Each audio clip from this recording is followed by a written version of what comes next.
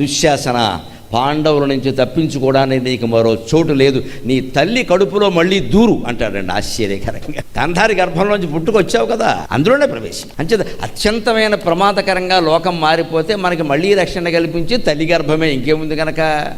ఇప్పుడు ఆ గర్భంలోంచి బయటికి రావడమే కానీ లోపలికి వెళ్ళే అవకాశం లేదే, ఎన్ని ఆపరేషన్లు చేసినా. అందుకని జగన్మాతృ గర్భం, శ్రీకృష్ణ పరమాత్మ గర్భంలో మనం ఉన్నాము అని భావించడం ఒక్కటే మార్గం, వేరే మార్గాలు. ఎప్పుడు భయం కలిగినా బాధ కలిగినా పరమాత్మ గర్భంలో ఉన్నాం, మనకేమిటి దాంట్లో ప్రత్యేకించి ప్రవేశించక్కల్లా, ప్రవేశించే ఉన్నాం. ఆ భావన మనస్సులో నెలకొనేలా చేసుకోవాలి. అదే ఇక్కడ చెబుతున్నారాయన. అన్ని గుణాలు మనలోనే ఉన్నాయి. ఆ దేవగుణాలకు శత్రువులు రాక్షసులు. ఆ రాక్షసుల్ని, మనలో ఉండే రాక్షస గుణాలని మనం సంహరించాలి అంటే కృష్ణ నామస్మరణ చెయ్యాలమ్మా, మరో మార్గం లేదు. అన్ని గుణాలు మనస్సులోంచే పుడుతున్నాయి కదా.